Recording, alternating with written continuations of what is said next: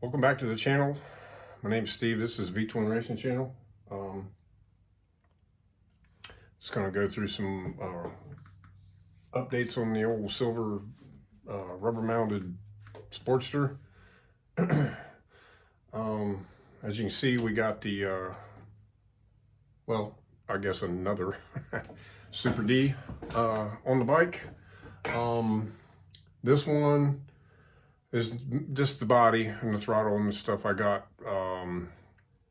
I did some trading with a local guy that actually has a couple of 140 plus cubic inch Harley drag bikes, and he had a couple of these old Super Ds laying around that had not had the Venturi board out of them, and he wanted that one of mine that was bored out for his bigger engine, so it worked out. So I packaged this one up and I sent it out, and I had it was soda blasted and cleaned. There's a little jet, air bleed jet installed for the intermediate or the slow circuit, whichever terminology you want to use. I had to also have him excuse me, add an air bleed for the main jet as well, because that just had the original little pinhole in it. So that's modified so I can change the jet. It's got a bowl vent now. Turned out really good. I reused my bowl that I bought from Joe's Parts. But I sent this to Chad at XLXB Horsepower. Chad done a really great job on this. I also, hang on a second here. Oh. I know some of you guys may have seen these on either his website or on Facebook. 1,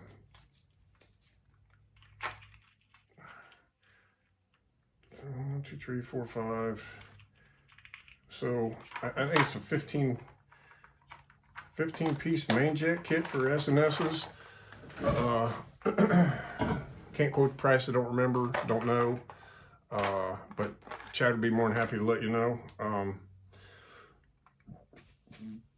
But this is a pretty good deal. They're all numbered based on their location. They're drilled out. So I got from 115 to 176.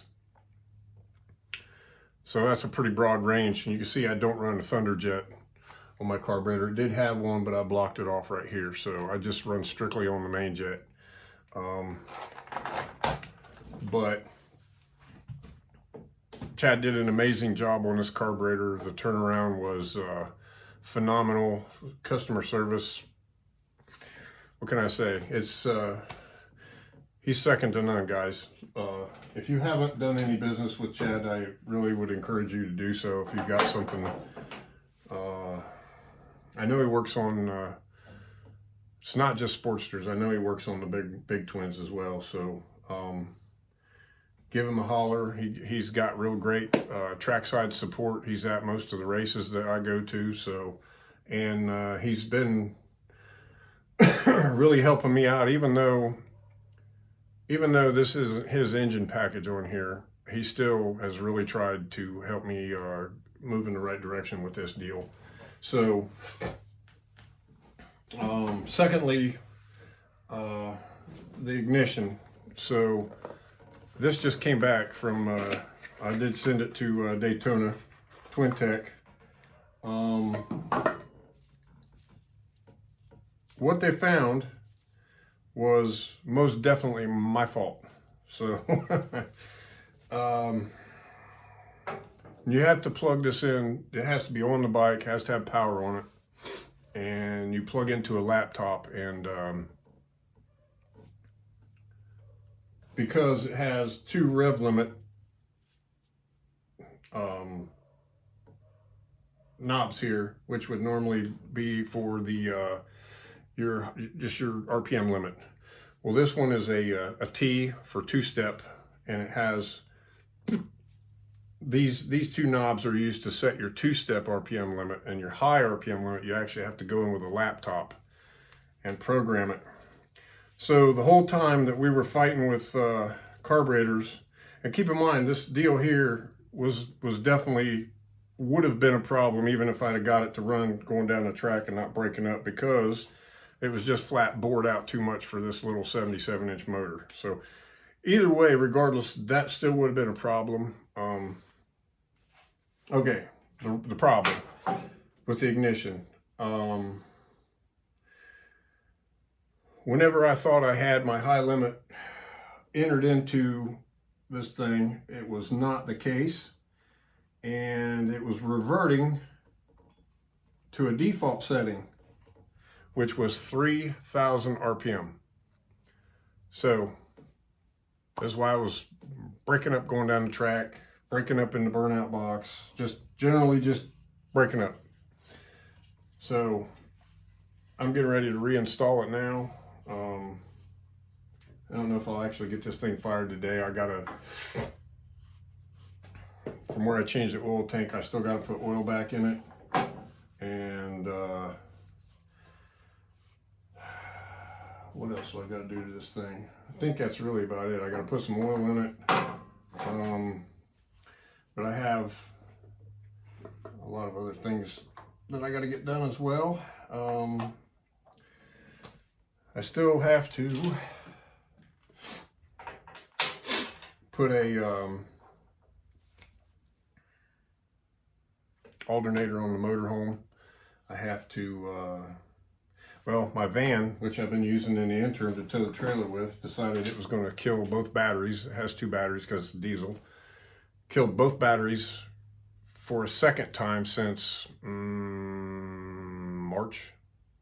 So I've got a dead short in that thing somewhere that I got to find that's killing the batteries. I used it,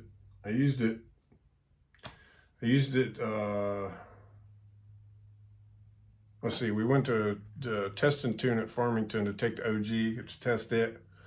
We took the van there, and we took the van down to Shady Side and was there and using the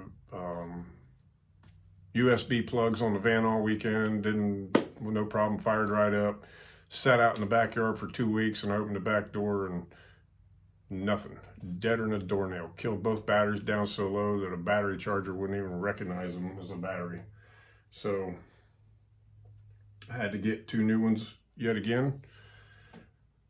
So it's sitting there with the batteries disconnected so it won't pull them down again. So until I can sort that out. So I've got some towing woes to remedy, so to speak. I got, we do have the old truck, old Bumpy, the old Dodge, but that thing's got 200,000+ miles on it, and it's just a 1500 Ram with a 5.7 in it. It's not the strongest thing around.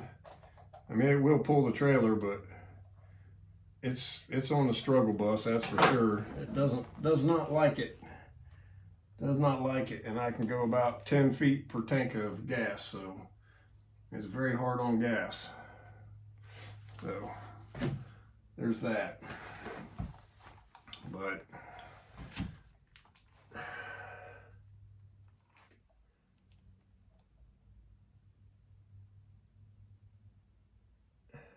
yeah, I was smart enough to put some timing marks on this thing before I took it apart, and the engine has not been moved.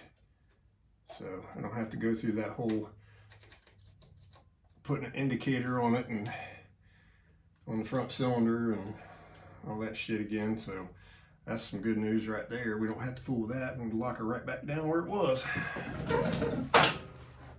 I guess it wouldn't matter if the engine's been turned over or not, as long as the timing marks were made on it. It'd still go in the same place it was, whether the engine was turned or not. So, plan of attack here, I guess.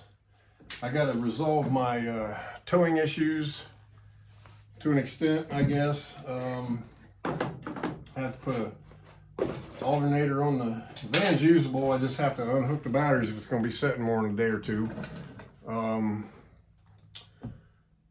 Get the motorhome fixed. I get this back together. I want to take it out. transition it back to the C45 fuel, get some testing in on it to see where we're at and make sure it's solid and it'll go down the track and run and everything's okay on it. And then what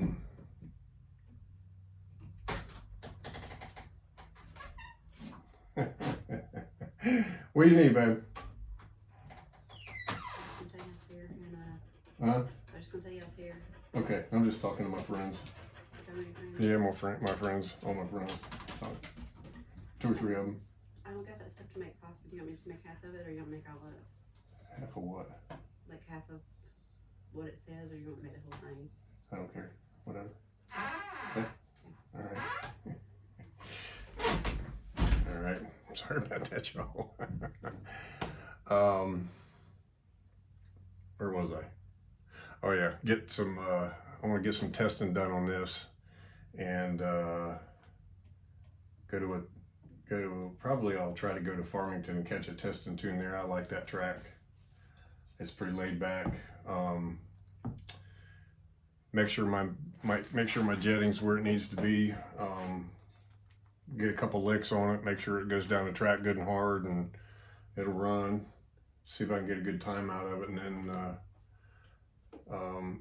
they'll probably both be in the trailer until August. I think we're going to be able to try to make it back out to a race again in August. So hopefully I can get all this resolved, get the motorhome fixed. I promised Misty she's going to be she's going to need the comfort of the motorhome, we'll just put it that way, for that race. So I got to get it fixed before we go. I think my future, well, I don't think, I know for sure. Well, there's two things I'm trying to decide. I have a nice 4-speed solid mount frame over in the carport. I've got those billet trees I bought from Brian Murray. I think it's a possibility that I can take these flywheels out of this rubber mounted engine, and they can pull the left side bearing race off, and run twin cam style taper bearings. For the earlier twin cams that had taper bearings, because this left side of this crankshaft is pretty much the same as a twin cam as far as the race size and everything. It takes the exact same bearing. Hopefully it takes the same taper bearings, because if it does, then I can put these flywheels straight over in a set of solid mount cases just by pulling that race off and changing it. I've been talking to old Hammer Dan about that. So if that is the case, if I can take these flywheels, which I've got $2,000 in, and put them in a set of 01 cases I got up there, then I'm going to send them cases out. I'm going to have them bored for 90-inch cylinders. I'm going to have them cam box clearance for 700 lift cams. And one of two things is going to happen. Either I'm going to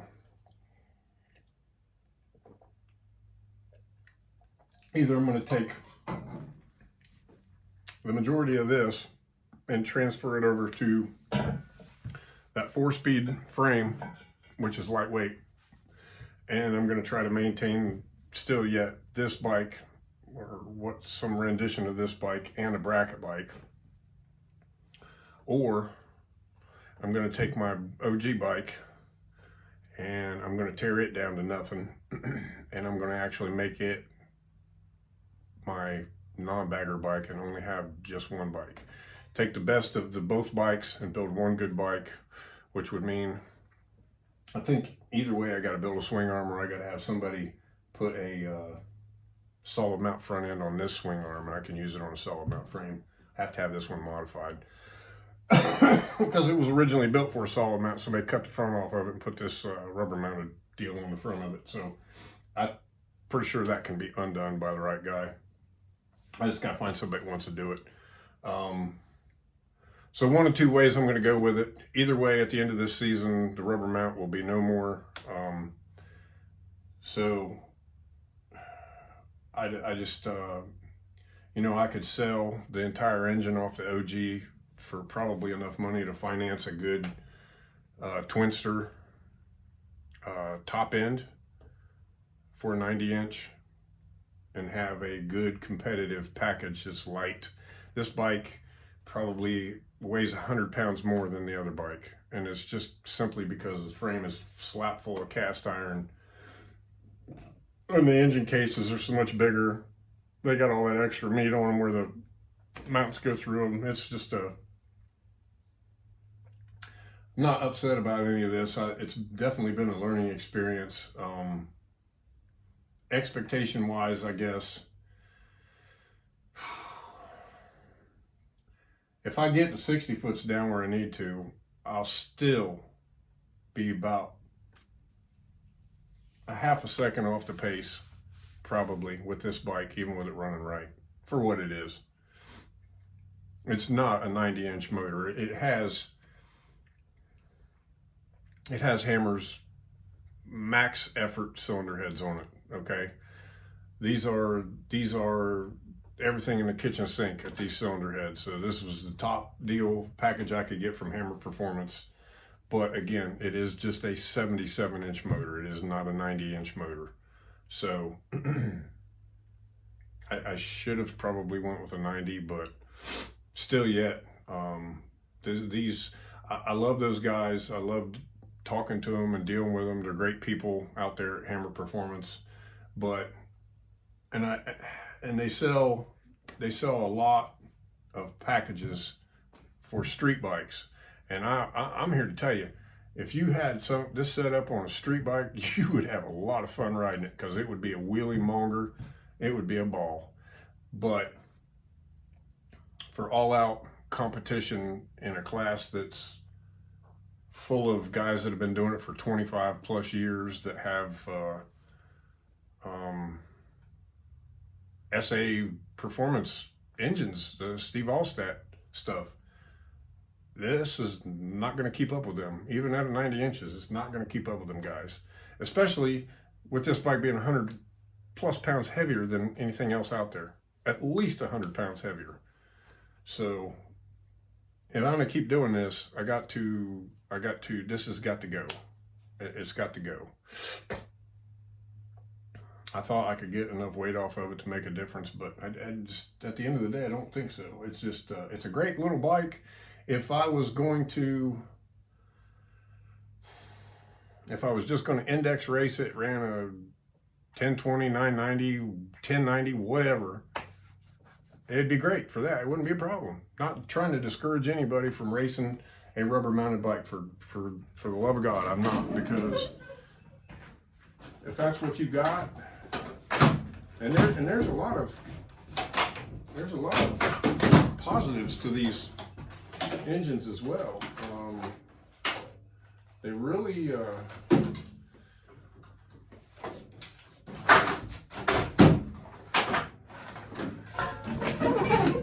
have a lot of pluses to them. For one, this engine has 600 plus lift camshafts in it. And I literally did not have to grind the cases in the cam box to make any room for them. They fit.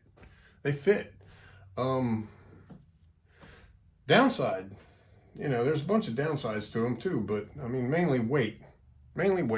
I think they're a wonderful engine. They perform quite well, but you just can't get around the weight. So that being said, again, I have to decide, am I going to reduce it down to one bike only and take both bikes and build the best I can out of that? It's a possibility. I do like having a bike that I can jump on and just go bracket race, regardless of what's going on with this, but I have other projects, so this isn't the only iron I got in the fire, so to speak. I may very well consider, because the OG has a really nice set of forks. These forks are, I wouldn't call them nice. The guy I bought the bike from, I'm pretty sure he bought that whole front end off of a wrecked bike, and it is definitely when you try to take it apart and put it together, you can tell it's not, it's a little tweaked. So, and you know, most of the time it's the triple trees will get tweaked when a bike gets wrecked if it doesn't bend the fork. But even I noticed putting these fork legs in the aftermarket billet triple trees, they, from top to bottom, they didn't really want to line up either. So it wasn't nearly as severe as it was with the stock ones. But so one or both of these fork legs is bent as well. The other bike, on the other hand, has a pristine GSXR front end on it. It's not as new as this, it's not as fancy. It doesn't have the radial mounted brake, but whoop-de-doo, I think it's lighter than this one anyway. Yeah, I gotta decide. I gotta make up my mind. Do I want to just have one bike and fool with my car? Also do some bracket racing with my Mustang. I mean, do I just want to have one bike all out, non-bagger or bust? Because I can do that and just bracket race my car. Be honest with you, there's a lot more opportunities for a car locally anyway for making money. The bike, I mean, Jesus, I'm not racing for the money, because if I was, I might as well just quit now. But yeah, so do I want to try to maintain two bikes? I don't know if I do anymore. I don't. I love the OG. I think I'm very proud of that bike. I built that from just a piece of junk I picked up with a rod knocking in it into what it is today. I'm pretty sure I have a buyer that would buy the entire engine out of it, which would definitely finance a good top end for an engine that would go in that other frame, or go in that other frame. And I'd use the front end off the OG, the bodywork, the tins, just all of it, really, other than a swing arm. I have to have another swing arm, because as that bike sets, without it being deraked, it's only 66-inch wheelbase. So once I tuck the front end, it's going to be probably 65, maybe even 64 inches. So that gives me some room to go out with a swing arm, which I don't know. You guys got any thoughts on that? Go ahead and drop them in the comments. Like I said, I'm trying to decide. Two bikes, take all this, build one good bike out of it with a XLXB twin cam headed 90-inch package, which I know will run, and just be done with it, and do some local bracket racing in my car. I could do that. I'm just trying to figure out a way to make all this happen without spending tons and tons of money. I can sell off all the stuff I'm not running. Think about it, I'll have a nice Molly swing arm on that other bike that I could sell, make some money on. There ain't much of this. I did at one point have a guy that was interested in the frame, because I have a good title for it. Maybe he's still looking. I don't know, maybe not. But I don't know. I got to sort that out and decide if I want to just downsize to one bike and make it the best I can, just one bike. Because I'll be honest with you, I really love heads up racing, but I've been making some not so great choices here lately that are putting me in a place where, with these bikes that are, I just can't seem to dig my way out of. So I'd have to really, really try to reuse or utilize, so to speak, as much of this as I can, as much of both bikes as I can. I think the smart thing to do is just take it down to one bike and be done with it. I think that'd be the smartest thing to do, instead of trying to maintain two bikes. So, but at least I'd still have, the bike that I love, the one I'm the proudest of. It would just be yet another version of itself. I got time to think about it, decide what I want to do. I guess this thing here ain't gonna see a lot of use this year. Let's see, we got a race around in August. We got one in maybe September, September down in Darlington, and then back at Farmington again for the finals. I just don't know how many laps I'll be putting on this thing. If it's an embarrassment ET wise, I'll probably just leave it parked and not wear it out anymore. So, because I could sell that whole other engine, I could sell this top end, and I would definitely have enough money to build a Twinster. As long as these flywheels, worst case scenario, if these flywheels can't be made to fit solid mount cases, then I have to take these flywheels to like say Andy, or even send them back to Dark Horse, Andy Simon, have him cut the welds, take it apart and save my Carilla rods and put them on a set of, I'd have to get a set of flywheels, a set of 2003 flywheels, and then have him, put my rods on another set of flywheels that'll actually fit those cases or something. I don't know. That's worst case scenario. I'm about 90% sure we can make these flywheels work in the old solid mount cases. Fairly sure. So if that be the case, then that'll help make my decisions, because then I can sell that entire engine off the other bike. I can sell this top end, and I can sell these cases. And this one's got an excellent transmission in it. I've got another set of rubber mount cases and flywheels, bottom end sitting out there that I could sell. I could definitely sell enough stuff to probably get a swing arm done and build a great top end. I've already got a great carburetor. I've got a great ignition. I've got a lot of the good stuff I need already. I'd have to probably make a pipe, 2 pipes, probably to run on the other bike with the twin cam heads. But I've got an excellent intake manifold. I don't know. What do you guys think? One bike, take it down to 1. Might be the way to go. Might be the way to go. Hey, appreciate you guys watching, and as soon as I get a chance to get this to the track and test it, we'll bring you some footage of that and some post-ride analysis.